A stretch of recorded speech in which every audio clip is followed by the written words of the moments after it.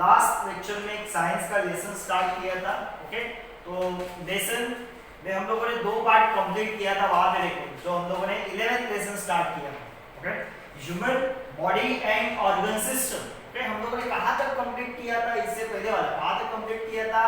Heart. Okay, functioning of heart हम लोगों ने देखा था कि हार्ट का शेप कैसा रहता है, कितने चेंबर का होता है, वेंट्रिकल क्या है, एट्रियम क्या है, ये सब हम लोगों ने देखा था। ओके, अभी हार्ट तक जो ब्लड, हार्ट का काम क्या है? पंपिंग करना। क्या काम है उसका? पंपिंग करना। अगर वो पंप करेगा तो ही ब्लड आगे आगे की तरफ जाएगा। अगर वो पंप नहीं करेगा हार्ट, तो ब्लड जो है वो आगे की तरफ नहीं जाएगा। अभी हार्ट से ब्लड टुवर्ड्स द बॉडी जाता है या फिर बॉडी से ब्लड टुवर्ड्स द हार्ट आता है। ओके, अभी ये ब्लड लाने का काम कौन करता है? वो काम करते हैं ब्लड वेसल्स। कौन काम करता है? Blood vessels. ओके, तो क्या दिया है उन्होंने वहां पे? द स्ट्रक्चर एंड फंक्शंस इसका blood vessels. Okay, the heart is beating continuously. अपना हार्ट कंटिन्यूअसली बीट करता है। ओके, एक रिदमिक एक्शन में कंटिन्यूअसली बीट करता है। Due to this the blood continuously circulate. ये हार्ट बीट करता है because of this only the blood circulates throughout the body through the blood vessels. Blood vessel से blood पूरे body में जाता है। There are the 2 main types of blood vessels. कितने types के ब्लड वेसल्स है? 2 मेन टाइप के blood vessels है। एक है आर्टरीज। ओके, कभी-कभी ये आपको डिस्टिंग्विश के लिए आता है। ओके, ये आर्टरीज एंड वेन, ऐसे 2 ब्लड मेन टाइप के ब्लड वेसल्स है, तो ये डिस्टिंग्विश के लिए आता है, आर्टरीज एंड वेन्स। ओके, तो आर्टरीज क्या होते हैं? Okay, the blood vessels which carry the blood away from the heart. Okay, यानी हार्ट से ब्लड जो लेके जाते हैं, ऐसे पाइप्स जो हार्ट से ब्लड लेके जाते हैं। किधर लेके जाते हैं? Towards the different body part, towards the different body part, हमारे होल बॉडी में। ओके, ये ब्लड लेके जाते हैं हार्ट से बॉडी पार्ट में। ब्लड जो ब्लड वेसल्स लेके जाते हैं, ओके, उनको बोला जाता है आर्टरीज। क्या बोला जाता है? आर्टरीज। ओके, एक्सेप्ट, सिर्फ कौन सा? किसको छोड़ के? किसको छोड़ के आर्टरीज बोला जाता है? Except the one carrying the blood towards the lungs. हमारे हार्ट से एक ब्लड वेसल जाता है टुवर्ड्स द लंग्स। क्या भरने के लिए?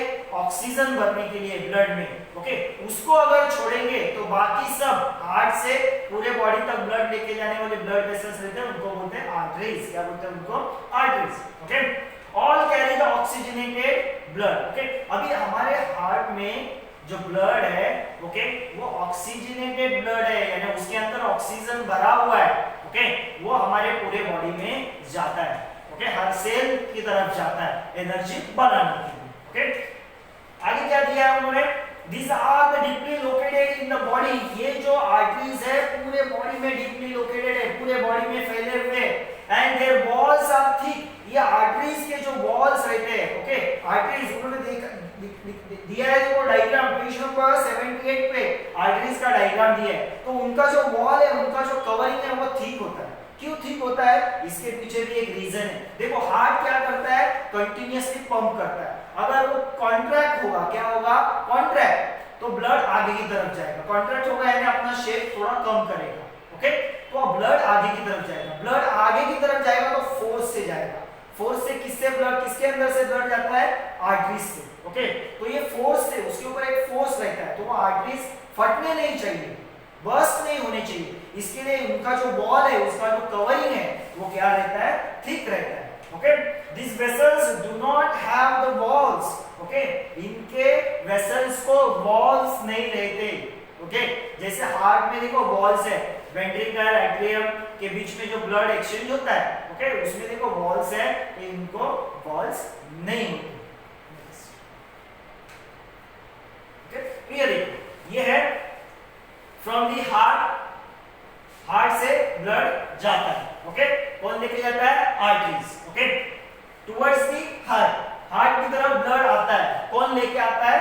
वेन्स। ओके, नेक्स्ट है veins. The vessels carrying the blood towards the heart. Heart की तरफ जो ब्लड लेके आते हैं उनको क्या बोलते हैं? वेन्स। क्या बोलते हैं? वेन्स। अभी हार्ट की तरफ ब्लड कहां से आता है? सेम डिफरेंट बॉडी पार्ट से हार्ट की तरफ ब्लड आता है। Okay, all veins except the one carrying a blood from the lungs. Okay, heart की तरफ ब्लड लाते हैं, जितने भी वेसल्स, ब्लड वेसल्स हार्ट की तरफ ब्लड लाते हैं उनको बोलते हैं वेन्स। सिर्फ एक को छोड़ के, एक ऐसा वेसल है, ब्लड वेसल है, वो हार्ट की तरफ ब्लड लाता है। कौन सा? वो लंग्स से आता है, ओके। उसको छोड़ के बाकी सब क्या है? वेन्स है, ओके। और ये अभी बॉडी पार्ट से ब्लड हार्ट की तरफ आ रहा है, यानी वो वाला जो ब्लड है उसमें ऑक्सीजन कम है, उसमें ऑक्सीजन की कमी है, उसको बोलते हैं डीऑक्सीजनेटेड ब्लड। हार्ट से डिफरेंट बॉडी पार्ट को जाता है, उसमें ऑक्सीजन भरा हुआ रहता है, उसको बोलते हैं ऑक्सीजनेटेड ब्लड, ओके। और हार्ट की तरफ डिफरेंट बॉडी पार्ट से जो ब्लड आता है उसमें ऑक्सीजन कम है, उसमें कार्बन डाइऑक्साइड ज्यादा है, ओके। तो वो है deoxygenated blood, okay. Most of the veins are superficially located in the body, पूरे बॉडी में ये भी वेन्स फैले रहते हैं। There the walls are the thin and these are provided with the walls। ये जो वेन्स जो रहते हैं वो हार्ट की तरफ ब्लड लाते हैं, तो उनके ऊपर पंपिंग नहीं होता, फोर्स नहीं होता, इसके लिए उनके वॉल जो है, ये अंदर का वॉल, इसके अंदर का कवरिंग, इनका वॉल जो है, कवरिंग है, ओके, वो थिन रहता है और इनके अंदर वॉल्स नहीं होते। क्या नहीं होते? वॉल्स, ओके, जो ब्लड को रोके, ऐसे वॉल्स नहीं होते। Next capillaries, okay. अभी आर्टरीज एंड वेन्स थोड़े बड़े रहते हैं, ओके। अभी आगे देखो, ये आर्टरीज एंड वेन्स आगे जाके ही कैपिलरी में कन्वर्ट होते हैं। कैपिलरी यानी बहुत छोटा ब्लड वेसल, बहुत minute blood vessels, okay. Arteries gradually branch out with the decrease in their diameter. भाई आर्टरीज ऐसे बड़े-बड़े रहेंगे, ओके, उनसे ब्लड आगे तरफ जाएगा। अभी ये ब्लड कहां तक जाता है? Different body part, okay. Tissues, cell देखो कितना माइन्यूट होता है, तो वहां तक ब्लड जाने के लिए बड़ा आर्टरी चलेगा क्या? नहीं, छोटा ब्लड कैपिलरीज होना चाहिए, ओके। तो बाद में आर्टरीज का डायमीटर है, उनका साइज कम होते जाता है, okay. And finally form hair like vessels, और उनका साइज ऑलमोस्ट हमारे बाल के इतना उनका साइज होता है ब्लड वेसल्स का, ओके। और उस बाल के इतने साइज वाले ब्लड वेसल्स को, बाल के इतने छोटे बाल नहीं, ओके, जो बाल का डायमीटर होता है, साइज होता है, उतने साइज के ये ब्लड कैपिलरीज होते हैं। बाद में आगे हमारे पूरे बॉडी की तरफ जाता है, तब उनको बोला जाता है capillaries. Wall of the capillaries are extremely thin. Capillaries का वॉल जो कवरिंग है उनका, वो बहुत थिन होता है and made up of single layer cells, और उनका जो वॉल बना हुआ है वो सिंगल लेयर ऑफ सेल का बना हुआ है। ड्यू टू दिस, ये ऐसा क्यों होता है? वॉल थिन होता है या फिर सिंगल लेयर ऑफ सेल से बना है, क्यों? उसके पीछे रीजन है, exchange of material between the capillaries and cell becomes easy, okay. ये वॉल अगर थिन है तो कैपिलरी के अंदर का मटेरियल एंड सेल के अंदर का मटेरियल, ये एक्सचेंज होने के लिए हेल्प होता है। मटेरियल यानी क्या रहेगा? ब्लड में ऑक्सीजन जो है या फिर डिफरेंट फूड मटेरियल जो डाइजेस्ट होके आया है ब्लड में, वो एक्सचेंज होने के लिए हेल्प होता है। During the exchange the oxygen, अभी एक्सचेंज होता है यानी क्या होता है? ओके, कैपिलरी से सेल के अंदर क्या जाता है, या सेल से कैपिलरी के अंदर क्या जाता है? तो ऑक्सीजन, न्यूट्रिएंट्स, हार्मोन्स, विटामिन्स, ये सब जाते हैं, are sent towards the cell and the waste material of the cell. And cell के अंदर जो वेस्ट मटेरियल है, जैसे कि कार्बन डाइऑक्साइड है और अदर वेस्ट मटेरियल, ओके, वो किधर आते हैं? ब्लड कैपिलरीज में आते हैं। तो ब्लड कैपिलरीज के अंदर का मटेरियल सेल में, सेल का मटेरियल ब्लड कैपिलरीज में, okay. Capillaries unite together to form the blood vessel. बाद में जितने भी ये छोटे-छोटे कैपिलरीज है फिर से एक साथ आते हैं, फिर से क्या होते हैं? एक साथ आते हैं, unites together to form the vessels of more diameter. फिर से वो छोटे-छोटे कैपिलरीज बन जाए, एक साथ आके बनता है एक बड़ा पाइप, बड़ा डायमीटर वाला वेसल्स, उसको बोलते हैं वेन्स। उसको क्या बोलते हैं? Veins, okay. जैसे कि देखो एक बड़ा सा डैम है, वहां से निकलने वाला पाइप क्या रहेगा?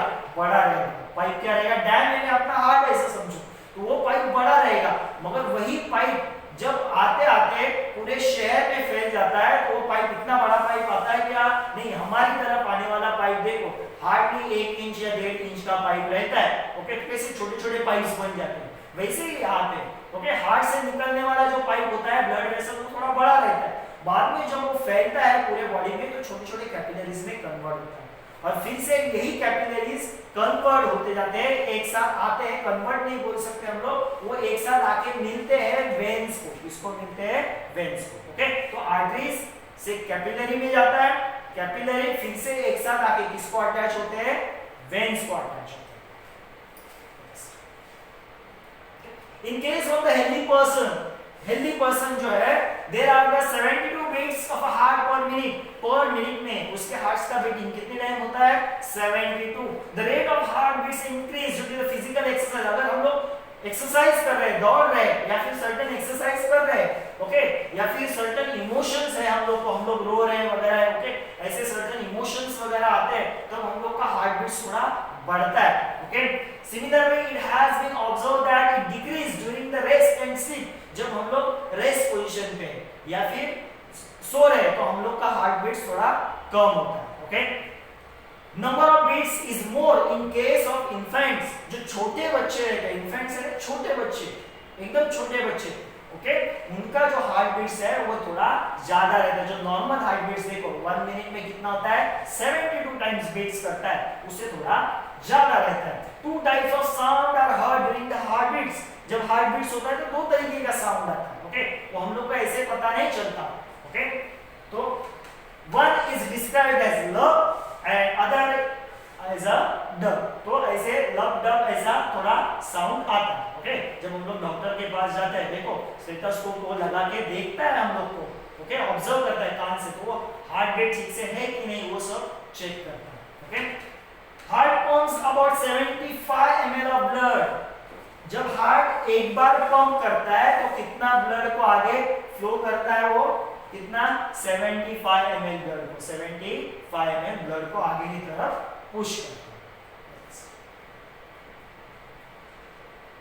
Okay. Blood circulation through the heart and functioning of heart. Okay. Process of pumping of the blood towards the various part of the body and bringing it to back towards the heart is called blood circulation. Okay.